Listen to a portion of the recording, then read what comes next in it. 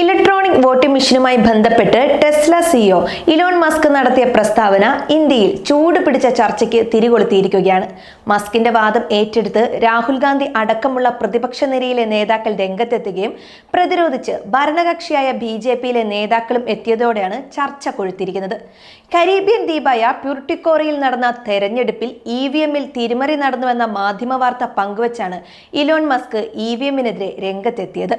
Caribbean ദ്വീപായ പ്യൂർട്ടിക്കോറിയിൽ നടന്ന തെരഞ്ഞെടുപ്പിൽ വോട്ടിംഗ് പ്രക്രിയയിൽ പൊരുത്തക്കേടുകൾ ഉയർന്നതിനെ തുടർന്ന് തെരഞ്ഞെടുപ്പ് കമ്മീഷൻ USA ആസ്ഥാനമായുള്ള ഇലക്ട്രോണിക് കമ്പനിയുമായുള്ള കരാർ പുനഃപരിശോധിക്കണമെന്ന റിപ്പോർട്ടുകളോടെയായിരുന്നു ഇലോൺ മസ്കിന്റെ പ്രതികരണം.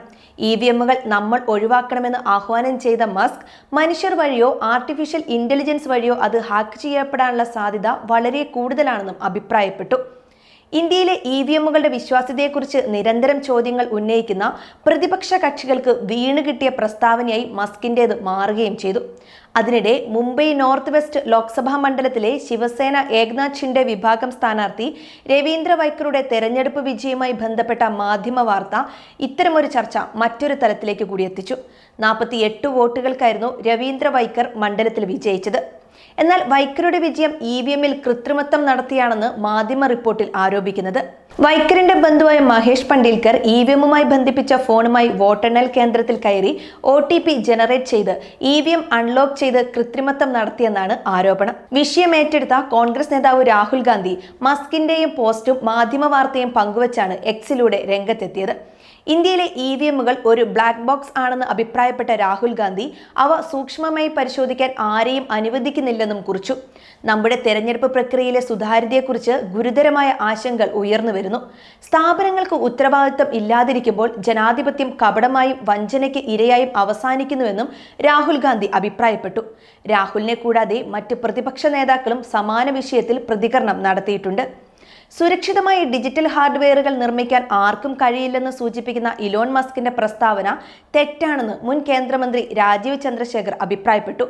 USലും മറ്റ് സ്ഥലങ്ങളിലും ഇന്റർനെറ്റ് കണക്ട് ചെയ്തുള്ള വോട്ടിംഗ് മെഷീനുകൾ നിർമ്മിക്കുന്നത് അവർ സാധാരണ കമ്പ്യൂട്ടർ പ്ലാറ്റ്ഫോമുകൾ ഉപയോഗിക്കുന്നിടത്ത് ഇത് ശരിയായിരിക്കും. എന്നാൽ ഇന്ത്യൻ EVMകൾ സുരക്ഷിതമായി രൂപകൽപ്പന ചെയ്തതാണ്. അവ ഏതെങ്കിലും നെറ്റ്വർക്കിൽ നിന്ന് കണക്ട് ചെയ്യാൻ കഴിയില്ല. റീപ്രോഗ്രാം ചെയ്യാൻ കഴിയാത്ത ഫാക്ടറി പ്രോഗ്രാം ചെയ്ത കൺട്രോളറുകളാണ് അവ. ഇന്ത്യ ചെയ്തതുപോലെ EVMകൾ ആർക്കിടെക്ട് ചെയ്യാനും നിർമ്മിക്കാനും കഴിയും. അതിന് ഇലോൺ മസ്കിന് പരിശീലനം നൽകാൻ തയ്യാറാണെന്നും രാജീവ് ചന്ദ്രശേഖർ പറഞ്ഞു. സാങ്കേതിക വിദ്യ എന്നത് പ്രശ്നങ്ങൾ പരിഹരിക്കാനുള്ളതാണെന്നും അത് പ്രശ്നങ്ങൾക്ക് കാരണമായാൽ അതിന്റെ ഉപയോഗം നിർത്തണമെന്നും സമാജ്വാദി പാർട്ടി നേതാവ് അഖിലേഷ് യാദവ് അഭിപ്രായപ്പെട്ടു. ലോകമെമ്പാടുമുള്ള നിരവധി തിരഞ്ഞെടുപ്പുകളിൽ EVM കൃത്രിമത്വത്തിന്റെ സാധ്യതകൾ പ്രകടിപ്പിക്കുകയും ലോകത്തെ അറിയപ്പെടുന്ന സാങ്കേതിക വിദഗ്ധർ EVM കൃത്രിമത്വത്തിന്റെ അപകടത്തെക്കുറിച്ച് തുറന്നെഴുതുകയും ചെയ്യുമ്പോൾ EVMകൾ ഉപയോഗിക്കണമെന്ന വാശിക്ക് പിന്നിലെ കാരണം എന്താണെന്ന് BJP വ്യക്തമാക്കണം. വരാനിരിക്കുന്ന എല്ലാ തെരഞ്ഞെടുപ്പുകളും ബാലറ്റ് പേപ്പറിലൂടെ നടത്തണമെന്ന ആവശ്യവും സമാജ്വാദി പാർട്ടി മുൻപോട്ട് വെച്ചു. എന്തുതന്നെയായാലും വരും ദിവസങ്ങളിൽ EVMുമായി ബന്ധപ്പെട്ട ചർച്ചകൾ ചൂടുപിടിക്കുമെന്ന് സാരം.